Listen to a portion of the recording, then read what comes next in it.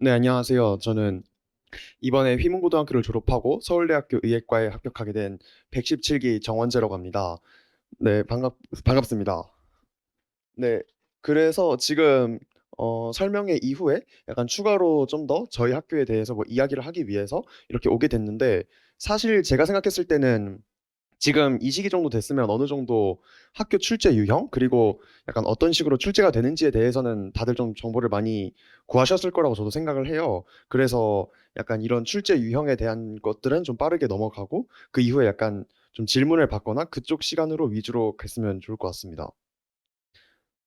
네, 그래서 제가 생각했을 때 저희 학교의 분위기, 그리고 약간 저희 학교와 좀 다른 학교와 차별화되는 점들이 어떤 점들이 있는지에 대해서 생각을 해보았는데, 일단 제가 다녔을 때 기준으로 하면 전체적으로 좀 그 친구들끼리 몰려다니는 성향이 굉장히 강했습니다. 이게 무슨 뜻이냐고 하면 이제 약간 다른 학교 같은 경우에는 어떤 내신 강사 A에 50명이 있고, 뭐 내신 강사 B에 50명이 있고, 뭐 C에 50명이 있고, 이렇게 약간 골고루 나누어 갖는 구조라면, 저희 학교 같은 경우에는 내신 강사 A에게 뭐 한 200명이 수업 듣고, 내신 강사 B에게 뭐 한 10명 듣고, 그러다가 그 다음 시험 때 갑자기 다시 내신 강사 B로 200명이 이동하고, 약간 이런 식으로 좀 전체적으로 다 같이 이동하고 다 같이 수업을 듣는 경향이 강했어요. 그래서 어떤 학원을 선택하실 때 되게 주변 친구들이 어떤 수업을 듣는지에 대해서 좀 영향을 많이 받는 것 같고, 이거는 저희 때 이야기긴 한데 좀 밤마다 분위기가 크게 다르다고 저는 생각을 했어요. 그 이유에 대해서는 저희 때는 사실 핸드폰 제한, 그리고 뭐 교복 제한 그런 것도 딱히 없었어가지고 그냥 담임 선생님 차원에서 어떻게 관리를 하느냐에 따라 달랐는데, 이제 올해부터는 제가 알기로는 다시 교복 제한도 생긴다고 하고 핸드폰도 수거를 다시 한다고 하더라고요. 그래서 이것도 약간 달라질 수 있는데, 아마도 제가 생각했을 때는 핸드폰을 수거한다고 해서 그렇게 큰 효과를 기대하진 않은 게 좋을 것 같습니다. 그 이유는 저도 학교를 다닐 때, 제가 고등학교 1학년 2학기였을 때쯤에 한번 그 핸드폰 수거를 한 적이 있었어요. 근데 하도 학생들, 그리고 약간 좀 학부모들이 반발을 해가지고 한 3개월 만에 그냥 묻히고, 그 다음에는 그냥 핸드폰 수거가 없었고, 교복 검사도 그냥 없었던 얘기가 됐었던 적이 있거든요, 저희 때. 그래서 아마 지금 뭐 학교에서 좀 달라졌다고 하면서 뭐 핸드폰도 하고 관리도 빡세게 하겠다라고 이야기를 하고 있는데, 그게 제대로 좀 이루어질 거라는 생각은 하시면 약간 실망하실 수도 있을 것 같다고 생각을 해요. 그래서 그 부분에 대해서는 좀 학생이 자율적으로 관리를 할 수 있게 맡겨주시는 편이 저는 좋을 것 같다고 생각을 하고, 관리 차원에서는 학교를 믿지 않는 게, 저도 졸업생이지만 그게 더 좋을 것 같다고 생각을 합니다. 그래서 또한 그래서 학교에서 좀 성적이 좋은 학생이라고 뭐 동아리를 특별히 들어가게 해준다거나, 아니면 학교에서 뭐 되게 성적이 좋은 학생이라고 해서 세특을 잘 써준다거나 하는 그런 우대 사항은 거의 없었던 것 같아요. 그래서 뭐 성적이 낮은 학생이어도 얼마든지 세특을 똑같이 써줄 수 있고, 그런 식으로 약간 성적에 따른 차별을 두지 않는 게 저희 학교의 분위기였다고 생각을 합니다. 네, 이제 먼저 국어 시험부터 먼저 이야기를 드리면, 일단 여기서 이렇게 좀 길게 써놨는데 좀 가장 중요한 얘기를 두 가지를 하면, 저희 학교 문항들은 수능형 문항들이랑 굉장히 가까워요. 그리고 선생님에 따라서 유형이 좀 크게 다릅니다. 그래서 제가 생각했을 때 저희 학교에서 좀 어렵게 내시는, 즉 어떤 국어 시험을 냈을 때 변별의 핵심을 담당하시는 선생님이 한 세 분 정도 계시거든요. 그래서 그 세 선생님의 특성을 제가 어느 정도 좀 제가 학교 다녔을 때, 그리고 그 이후에 시험지를 했을 때 분석해 본 바에 따르면, 첫 번째 선생님 A 같은 경우에는 선지 길이 자체를 길게 해가지고 읽을 부분을 많게 해서 난이도를 조절하였어요. 이게 어떤 말이냐고 하면, 보통 일반적으로 국어 문항에서 선지 길이가 진짜 길면 세 줄, 그리고 짧으면 보통 두 줄로 끝나는데, 이 선생님 같은 경우에는 대부분의 문항들이 다 선지 길이가 네 줄, 다섯 줄까지 가는, 그래서 선지 길이를 길게 하는데, 그러면 선지 길이를 길게 하면 어떤 점에서 어떤 그 변별의 요소가 생기느냐 하면, 이제 선지 길이를 아주 길게 한 다음에 그 중에 조사 하나 아니면 단어 하나만 이제 엉뚱한 단어로 넣어놔가지고 옳지 않은 것을 고르시오 해서 약간 좀 더 꼼꼼하게 봐야 되는 그런 거를 요구하는 거죠. 그렇게 해가지고 변별을 하시는 선생님이 계셨고, 또한 다른 선생님 같은 경우에는 추상적인 보기 그리고 추상적인 선지로 난이도를 조정하셨어요.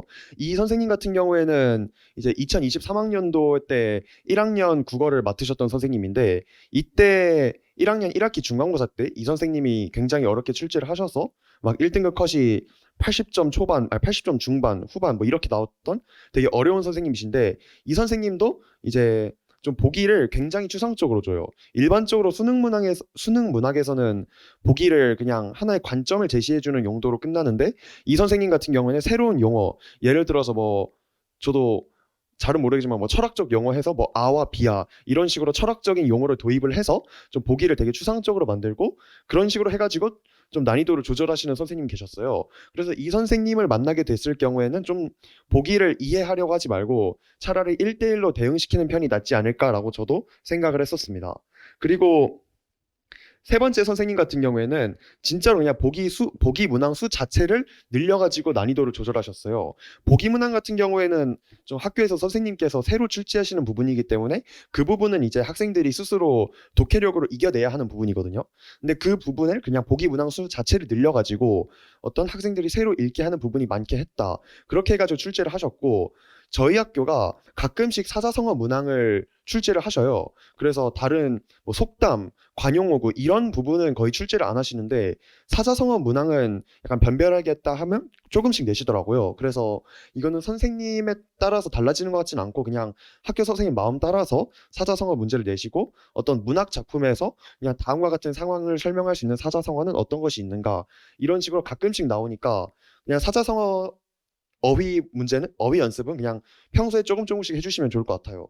그리고 서술형 문항들은 이렇게 나와 있는데 서술형 문항들은 두 가지로 나눌 수 있다고 생각을 했어요. 그래서 첫 번째 같은 경우에는 그냥 교과서 학습 활동에 있는 그 교과서 학습 활동을 그냥 그대로 서술하라는 그냥 암기형 서술형 문항들이 있고 그리고 두 번째 서술형 문항들 같은 경우에는 이제 좀 서술형 자체에서 새로운 보기 그리고 새로운 외부 지문을 섞어가지고 어떤 추가적인 독해력을 하게 만드는 근데 당연히 제가 말씀드렸던 것 중에서 후자로 서술형 문제가 출제가 되면 훨씬 더 변별이 높아지고 점수 배점 자체도 훨씬 높아지거든요.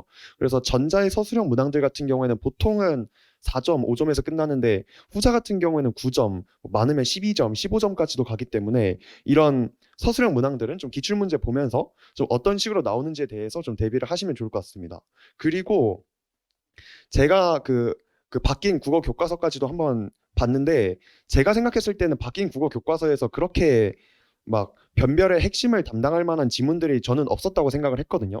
그래서 현재 교육과정에 저때 교육과정에 있었던 문법 중에 의문의 변동 그리고 한글 맞춤법, 중세국어 이 정도 문법하고 시하고 그 고전 문학 쪽에서 각각 한 단원씩 이게 끝이어가지고 아마도 학교 선생님께서 좀 변화를 주셔가지고 뭐 갑자기 이상하게 화법과 작문 이런 거를 시험 범위에 넣지 않는 이상은 아마 외부 지문을 프린트로 주시고 좀 더 범위를 추가하실 수도 있어요. 그래서 그냥 교과서만 미리 공부하지 말고 어느 정도 프린트 그래서 외부 지문을 대비하는 자세도 좀 필요할 수 있다고 생각을 합니다.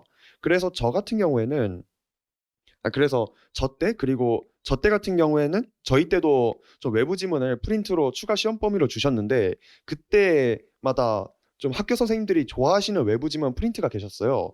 그래서 이건 매년 해당 사항은 아닌데 한 2년 주기로 반복이 되더라고요.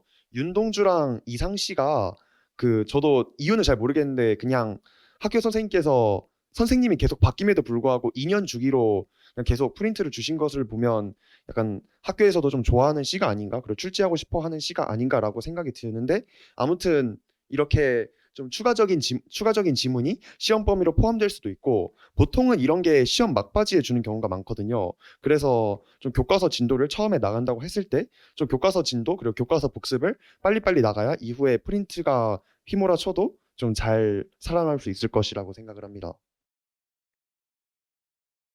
네, 수학 같은 경우에는 이것도 진짜 해년마다 그리고 선생님마다 너무 크게 바뀌어서 사실 어떤 경향이 있다고 말하기 좀 어렵다고 생각을 해요. 그래서 어려운 시험 그리고 쉬운 시험 기준으로 두 가지로 나누어서 먼저 말씀을 드릴게요.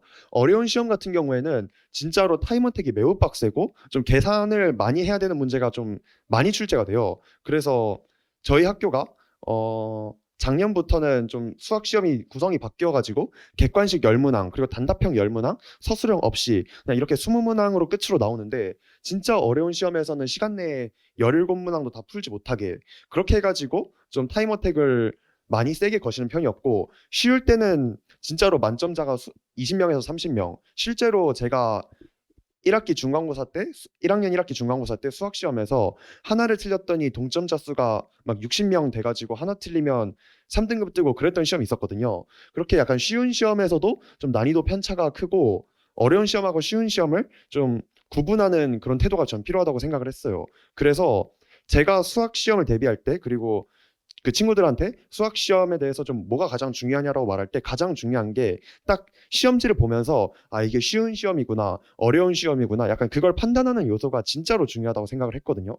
그래서 쉬운 시험이라고 하면 좀 더 속도를 느리게 가더라도 담아줄 수 있도록 어려운 시험이라면 좀 더 속도를 올려야겠죠. 그래서 최대한 많은 문항을 풀 수 있도록 구분을 해야 되고 어려운 시험에서는 막 시험 시간 10분 남았다고 떴을 때 막 16번 풀고 있고 15번 풀고 있고 하면 학생이 스스로 좀 약간 쫄릴 수밖에 없어요. 근데 그것도 약간 좀 잘 미리 멘탈을 케어하는 게 중요하다고 생각을 합니다. 일반적으로 그 정도 갔는데 그 정도 실력에서 문항을 많이 못 풀었다 하면은 다른 학생들은 더 많이 못 풀고 있을 가능성이 크기 때문에 근데 쉬운 시험 같은 경우에도 막 모든 문항이 다 쉽냐? 그럼 그건 아니었어요. 그래서 막 엄청 쉬워서 막 다른 주변 뭐 여고나 아니면 다른 뭐 공학 학교처럼 진짜로 막 20분 만에 다 풀 수 있는 시험이냐 그건 아니었는데 계산이 좀 많았어요 쉬운 시험도 그래서 쉬운 시험도 막 계산이 만만한 건 아닌데 대신에 추론형 문항이 없다 그래서 그냥 계산만 한 50분 동안 계산만 계속하면 풀 수 있는 시험이었고 대신 어려운 시험 같은 경우에는 계산형 문항들도 매우 많지만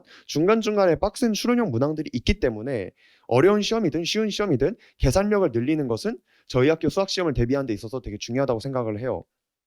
이 부분 같은 경우에는 사실 저희 전 교육과정, 즉 2009 개정 교육과정 때도 그러했고 저희 교육과정에서도 내내 그러했기 때문에 아마 이건 학교 선생님들의 어떤 경향이 아닐까라고 저도 생각을 하거든요.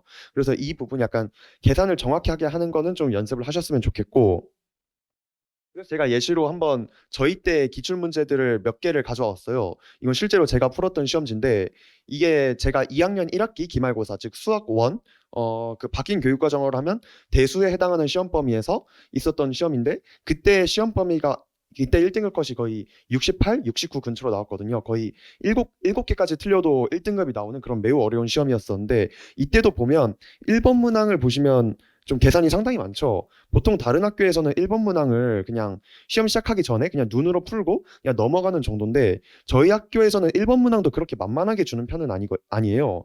이게 물론 어려운 시험이긴 했지만 그래도 저희 학교의 경향 특성상 1페이지라고 해서 좀 만만하게 보고 넘어가면 안 될 것 같고 이것도 지금 다 1페이지 문항들이에요. 2번부터 6번도 다 1페이지 문항들인데 지금 1페이지 문항처럼 안 보이죠? 계산이 상당히 많은 모습을 보여주고 있고 그래서 이런 문항들을 좀 빠르게 넘어가는 게 굉장히 중요했어요. 실제로 1페이지에서 아무리 이렇게 어렵게 나와도 1페이지에서 15분 이상 쓴다. 그러면은 이 시험에서 1등급 받기가 어려웠거든요. 그래서 이렇게 좀 계산 빡센 문항들도 좀 빠르게 넘어갈 수 있는 게 중요하고 이 문항 같은 경우에는 좀 이 시험지에서 추론형 문항들로 생각할 수 있는 부분을 가져왔어요. 분명히 그 1페이지가 이렇게 빡셌음에도 불구하고 2페이지하고 3페이지를 좀 널널하게 주는 게 아니라 오히려 더 난이도가 올라가는 모습 그리고 좀 더 수능의 킬러 문항에 가까운 즉 생각을 해야 되는 문항들에 가까워지는 모습을 보여주고 있거든요. 이게 저희 학교의 전형적인 어려운 시험을 출제했다고 했을 때 전형적인 모습이라고 생각을 해요. 그래서 1페이지하고 2페이지는 다 계산 문항들로 넣고 3페이지부터는 다 좀 어려운 생각을 해야 되는 좀 추론형 문항들로 넣는 이러면 보통 시험이 되게 어려워지고 그게 아니라면 쉬운 시험 같은 경우에는 1페이지는 상대적으로 수월한데 2, 3페이지에서는 아까 제가 보여드렸던 이런 1페이지 문항들 즉 계산을 많이 해야 되는 이런 문항들이 보통 2, 3페이지에 있으면 그 정도는 이제 쉬운 시험이라고 생각하시면 될 것 같습니다. 그리고 영어인데 영어 같은 경우에도 좀 시기마다 그 선생님마다 좀 편차가 굉장히 커요. 그래서 작년 같은 경우에는 좀 서술형 작년 즉 2024년도 1학년 시험지 같은 경우에는 좀 서술형에서 변별이 많이 된 편이었고, 저희 때까지 같은 경우에는 어법 그리고 좀 서술형 변형 영작에서 변별을 많이 하시는 편이었거든요. 그래서 이거는 딱 학교 갔을 때 분위기가 어떤지에 따라서 판단을 해야 할 것 같고, 그리고 제가 알기로는 올해 1학년에 그 다른 학교에서 새로 들어온 영어 강사가 1학년을 맡으시는 걸로 저도 알고 있어요. 그래서 어떤 이전 해 기출 문항들을 볼 때 좀 유형들을 볼 때 유형들이 바뀔 수 있다. 그리고 유형들이 아예 바뀔 수 있다까지 좀 생각을 해주셨으면 좋겠습니다. 이게 영어 같은 경우에는 진짜로 수학 같은 경우에는 좀 출제해야 되는 범위는 정해져 있지만 영어는 유형이나 그런 거를 다 선생님이 그냥 좀 내고 싶은 대로 내시기 때문에 좀 새로운 유형이 나올 수도 있다라고 좀 말을 할 수 있을 것 같고, 일반적인 저희 학교 경향 같은 경우에는 고등학교 1학년 때 교과서를 한 지문 또는 기말고사 같은 경우에는 시간이 많기 때문에 두 지문 나가고, 부교재는 보통은 다섯 지문 이내로 나가요. 그래서 부교재가 일반적인 다른 학교들처럼 뭐 모의고사 그 교재가 아니라 뭐 토플 교재 그리고 좀 어려운 독해 교재 그런 걸로 나가는 편이고, 그래서 제가 생각했을 때는 가장 중요한 게 고1 내신 대비를 할 때는 부교재 변형 문제를 구하는 게 굉장히 어려웠어요.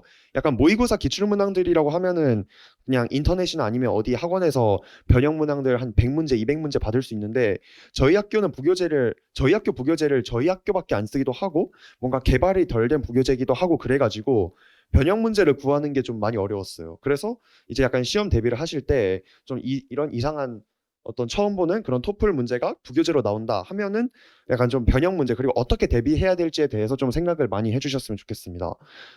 그래서 저 같은 경우에는 그냥 애초에 변형 문제 자체를 많이 안 풀기도 했고, 실제로 저희 학교 시험 문제가 막 변형 문제 많이 푼다고 해서 유리하게 나오는 건 절대 아니거든요. 일반적인 변형 문제 같은 경우에는 그냥 어법이나 아니면 그런 거 그냥 빈칸 뚫어놓고 물어보는 구조인데, 저희 학교는 그것보단 좀 더 좀 다층적으로 물어보기 때문에 심층적으로 물어보기 때문에, 그리고 어법 문항 같은 경우에도 수능 같은 경우에는 1, 2, 3, 4, 5번에서 그냥 틀린 거 하나만 고르면 되는데, 저희 학교 어법 문제 같은 경우에는 A, B, C 이렇게 밑줄 그어 놓고 다음 중에서 어법상 틀린 것을 모두 고른 것은 해서 약간 그 수능의 기니디 문제, 합답형 문제처럼 하나라도 잘못 판단하면 틀리게 내는 그런 느낌의 어법 문제도 많았어요. 그래서 어법도 공부하실 때 좀 그런 부분 틀리지 않게 준비를 해주셨으면 좋겠고, 듣기 같은 경우에는 저희 때는 좀 이슈가 많았는데 그 이후에 점점 쉬워졌다고 하더라고요. 그래서 듣기 같은 경우에는, 그러면 듣기가 쉬워지면은 듣기를 다 맞는 게 생각보다 진짜 중요하거든요. 그래서 듣기는 틀리지 않도록 꼭 다 맞도록 해주셨으면 좋겠고, 듣기가 처음에 시험 시작하고 나서 5분 정도 지난 다음에 듣기가 한 10분에서 15분 정도 방송이 돼요. 그러면 처음에 5분 그 듣기 나오기 전에 5분 풀 때 좀 미리 독해 문제를 풀었다가, 듣기가 나올 때는 웬만하면 독해 문제를 풀지 말고 그냥 한 20분 내내 독해 한다고 아니 듣기 한다고 생각하고 그 뒤에 독해 풀어도 시간 부족하지 않으니까 그 부분까지 좀 참고를 해주셨으면 좋겠습니다. 그리고 서술형 같은 경우에는 선생님마다 유형이 진짜 다른데, 약간 클래식한 유형은 그냥 지문을 변형해서 영작하는 거, 또는 조건을 주고 새로운 요약문 작성하기, 또는 빈칸 완성하기 등의 뭐 문장들이 출제될 수도 있고, 아니면 좀 어떤 선생님이 좀 이상하다 싶으면은 진짜로 그냥 선생님이 직접 표를 만드셔서 이 표에서 뭐 표를 이 지문의 내용을 정리해서 다음과 같이 표로 정리하려고 한다. 지문의 맥락을 참고해서 뭐 표에 들어갈 내용을 서술하시오. 이런 아예 태어나서 처음 보는 유형들이 출제가 될 수도 있거든요. 그래서 국어랑 영어가 특히 심한데 이런 새로운 유형이 출제됐을 때 좀 당황하지 않는 것도 되게 중요하다고 생각을 해요. 네, 통합과학 같은 경우에는 진짜로 항상 저희 때 그리고 저희 1년 뒤 그리고 저희 1년 앞 뭐 저희 그 다 비슷했는데 진짜로 별로 안 어려웠어요. 그래서 컷이 진짜로 주로 항상 높게 나오는 편이고, 1등급 컷이 98, 99, 100 뭐 이렇게 나와서 객관식 문항들이 보통 한 문항에 5점 정도 되니까 객관식 한 문항 정도 틀리면 1등급 받기는 어려울 수 있겠다라고 생각하시면 될 것 같습니다. 컷이 굉장히 높고 웬만하면 주로 좀 지엽적인 선지들로 변별을 하는 편이에요. 그 이유에 대해서는 일단 휘문고 학생이라고 하면 웬만하면은 과학탐구 내에 있는 킬러 문항들은 어느 정도 잘 풀거든요. 특히 고등학교 1학년 시험 범위가 막 그렇게 어려운 범위가 아니라서 고등학교 1학년 범위에서 좀 계산형 문항들로 변별을 할 수 있는 부분이 물리의 포물선 운동, 그리고 역학적 에너지 보존 그 부분, 그리고 운동량 부분, 그리고 화학의 중화 반응 정도가 끝인데, 그것도 교육과정 차이가 있어서 수능에 있는 킬러 문항들로 절대 어렵게 못 낸다고 저도 들었어요. 그래서 아마도 저희 때도 그렇고 계속 그래왔지만 통합과학은 어떤 지역적인 함정선지들로 변별을 하시는 편이에요. 그 예시에 대해서는 좀 약간 말씀을 드려도 잘 이해를 못 하실 수 있겠지만 그 생명과학에서 인지질 이중막하고 인지질 이중층이 서로 다른 완전히 다른 개념이거든요. 근데 교과서에서는 세포막은 인지질 이중층으로 이루어져 있다라고 서술이 되어 있는데 시험 문제에서는 세포질은 세포막은 인지질 이중막으로 되어 있다. 이런 식으로 되어 있어가지고 틀린 선지가 하나 나왔었어요. 이런 식으로 되게 지엽적인 그리고 이런 것들은 수업 시간에 선생님이 설명도 안 해주셨거든요. 그냥 이런 함정 선지들로 변별을 하시는 편이기 때문에 이런 것들을 좀 꼼꼼히 볼 수 있어야 1등급을 안정적으로 받을 수 있는 과목이라고 생각을 합니다. 근데 한국사 같은 경우에는 진짜로 모두 암기해야 되는데 이게 진짜로 뭐 한국사를 다 암기해야 된다는 거는 모두가 아는 사실이지만 어느 정도까지 암기해야 될지에 대해서는 약간 의아하실 수도 있거든요. 아직 한국사 내신에 대해서는 끝까지 제대로 안 들어보신 분들도 많을 수도 있고 그래서 어느 정도까지 암기해야 되는지를 제가 좀 저희 시험에서 있었던 특징적인 문항들을 몇 개 가져왔어요. 그래서 이 문항들을 보시면 어, 이 이것도 실제로 저희 때 있었던 시험인데 여기서 디귿을 보면 평양에서 개최된 디귿이라고 나와 있죠. 이거를 빈칸에서 쓰라는 건데 답이 남북 지도자 협의회였거든요. 여기 지금 동그라미가 쳐져 있죠. 남북 지도자 협의회라고. 이게 사실은 이렇게 뭐 시험 문제 출제될 거라고 봐가지고 이렇게 확인할 수 있는 거지만 그게 아니라면은 그냥 이 지문을 읽으면서 남북 지도자 협의회라는 워딩을 정확하게 기억하는 게 사실은 쉽지 않거든요. 그냥 뭐 남북 모시기 정도로만 생각하고 이걸 정확한 워딩을 제대로 기억해가지고 서술형으로 쓰는 것까지 학교에서 요구를 했다. 그리고 저 같은 경우에도 그래서 딱 교과서를 봤을 때 교과서 공부를 하면서 한국사 같은 경우는 한국사 교과서에 있는 웬만한 명사들은 다 기억을 하려고 이렇게 동그라미를 표를 쳐놨어요. 그래서 이렇게 동그라미 표가 약간 출제될 수 있는 어려운 키워드들을 다 동그라미 표를 친 건데 저조차도 남북 지도자 협의회는 동그라미를 치지를 못했거든요. 그래서 저도 이때 이 문항을 틀렸었는데 이것처럼 약간 진짜로 조사를 제외한 모든 명사들은 다 암기해야 되는 게 암기하고 그 중에서도 약간 이런 1948년 4월 이런 숫자들까지도 좀 부분 암기를 하는 게 되게 중요하다고 생각을 해요. 이 부분은 약간 이게 현대사여가지고 좀 더 지엽적으로 낸 것일 수도 있는데 보통 1학기 중간고사 시험 범위인 그 전근대사 쪽은 이렇게까지는 지엽적으로 출제를 안 하시거든요. 그래도 어떤 본문에 있는 키워드들은 주로 서술형으로도 그렇고 많이 물어보라고 하시니까 그 부분은 좀 아셨으면 좋겠고 또한 지금 제가 문항들을 갖고 오진 않았지만 저희 학교 서술형 기출문항 중에서 그냥 고구려 백제 신라의 문화와 종교에 대한 것들에 대해서 서술하시오. 그냥 이렇게 발문 한 문장 주고 12점짜리로 서술형 문항이 하나 출제된 적이 있어요. 그거 같은 경우에는 이제 교과서 2페이지 가량 본문에 있는 그 내용을 다 그냥 싹 다 통암기 해가지고 써야 되는 것을 요구하는 문항이었고 그런 것처럼 약간 통암기 그리고 어떤 키워드 암기가 모두 필요한 과목이 한국사라고 생각을 해요.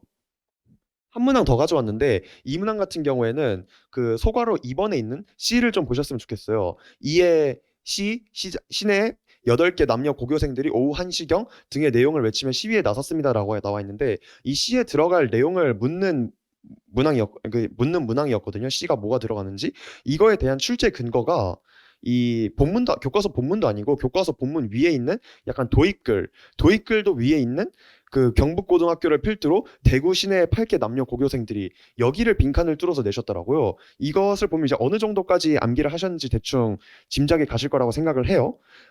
진짜로 모든 명사들하고 특히 숫자들 그리고 어떤 특징적인 사건들 그리고 지역들까지는 좀 제대로 암기를 하셨으면 좋겠습니다. 이 정도까지 이게 물론 어려운 문항이었고 그렇게 많이 맞춘 문항은 아니지만 그래도 어떤 변별 그리고 좀 안정적으로 등급을 받기 위해서는 이 정도까지 좀 암기를 하시면 좋을 것 같습니다.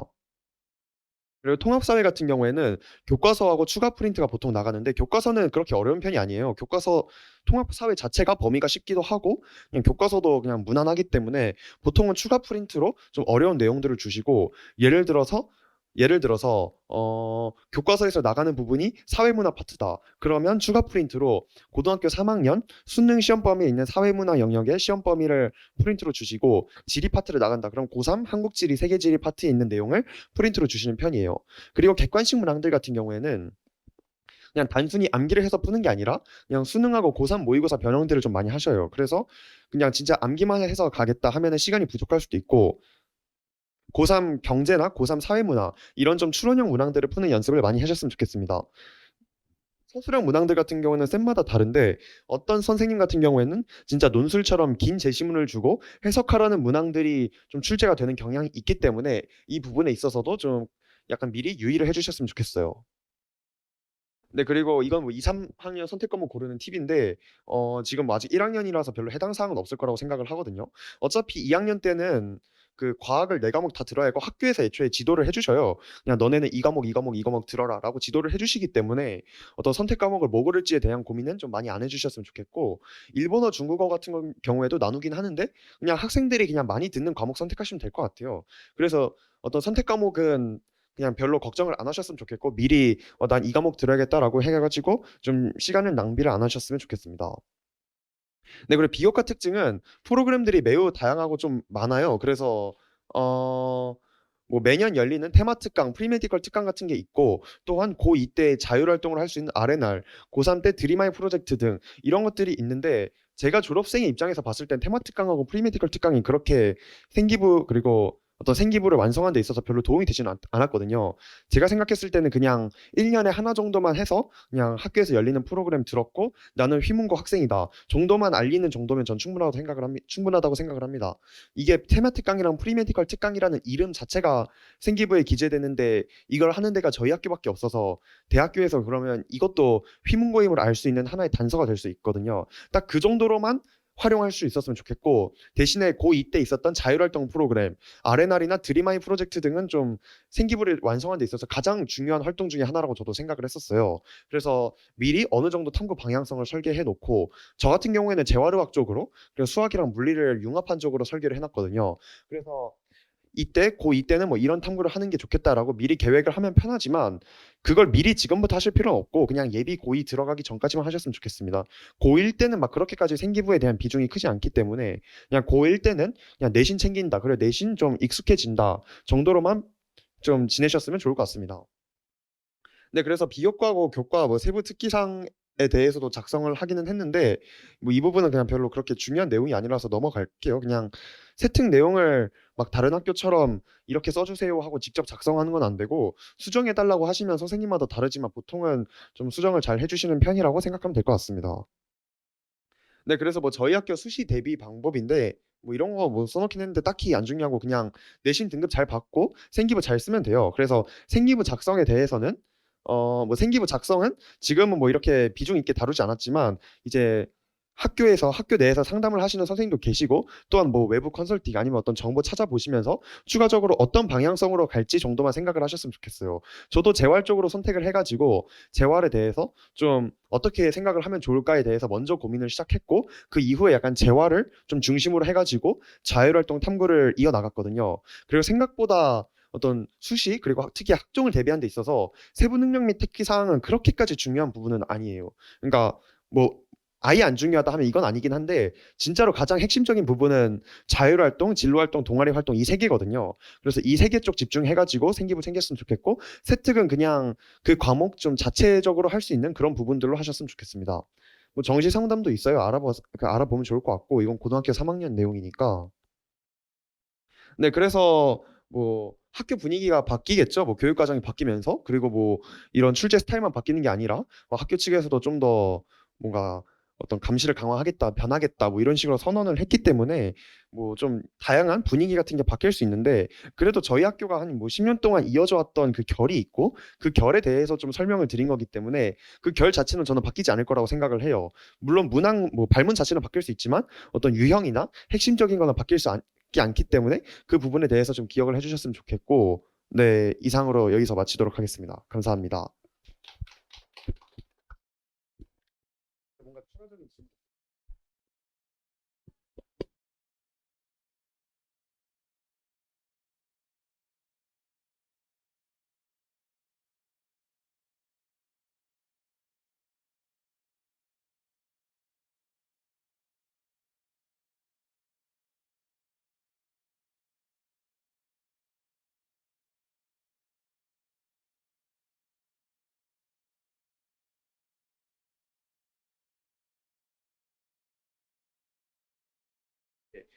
그 뭐 외부 자료 같은 거 많이 푼다고 해서 도움이 되는 그런 문항들로 출제가 안 되기 때문에 그냥 교과서 많이 보고 굳이 자료를 받자고 하면 그냥 교과서에 빈칸 뚫어진 거 전 좀 복사해 가지고 여러 번 풀면서 좀 교과서 본문 최대한 익혔던 것 같고, 통합과학 같은 경우에는 그래도 문항을 좀 많이 풀기는 했었어요. 그래도 어떤 그 부분에 대한 이해는 필요하기 때문에. 근데 제가 아까 말씀드렸던 그런 좀 지엽적인 선지들, 그리고 출제의 핵심이 되는 그런 선지들은 사실 자료로 미리 대비를 하기는 전 좀 어렵다고 생각을 하거든요.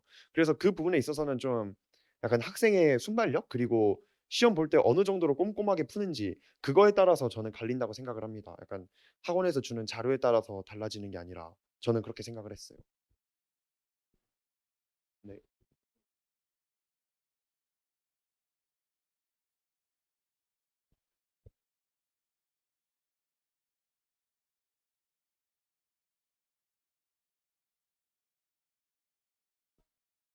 네. 음. 저 같은 경우에는 일단 뭐 학원을 다니기도 했기 때문에 그 프린트에 대해서도 학원에서 뭐 직전에 좀 짧긴 하지만 대비를 해 주시거든요. 그래서 뭐 그거에 대한 수업을 듣기도 했고, 추가 프린트 같은 경우에는 저는 오히려 더 좀 학교 선생님의 수업을 오히려 더 집중을 했던 것 같아요. 그래서 아마도 학교 들어가시면 바로 아실 수 있는데, 제가 아까 말씀드렸던 그 출제의 핵심이 되는 3 명의 선생님들이 수업도 굉장히 잘하시거든요. 그리고 수업 내용에서도 많이 출제를 하시고, 그래서 이 3 명의 선생님 같은 경우에는 학교 수업을 좀 많이 듣는 편이었고, 나머지 선생님들 같은 경우에는 좀 뭐 이렇게 말해도 될지 모르겠지만 굳이 그렇게 듣는다고 도움이 되지는 않았던 것 같아요. 그래서 좀 프린트 같은 경우에는 오히려 더 학교 수업을 집중해서 들었고, 또한 저 같은 경우에는 국어 시험을 준비할 때 꼭 그 매 시험마다 이 과정을 하나씩 거쳤어요. 약간 시험지를, 그러니까 분석서나 손필기가 있는 지문이 아니라 그냥 그 아무것도 분석이 안 돼 있는 그냥 그 지문 자체만 A4 용지에다가 작성을 한 다음에 그 지문을 혼자서 분석해 가는 연습을 좀 했던 것 같아요. 그래서 프린트 같은 경우에도 당연히 그렇게 했고, 그런 식으로 하면서 약간 학교 선생님께서 좀 강조하셨던 부분, 그리고 내가 뭔가 좀 추가로 찾을 수 있는 거, 표현상 특징, 그런 걸 좀 혼자 정리하면서 분석하는 게 저도 좀 도움이 많이 됐던 것 같습니다. 음.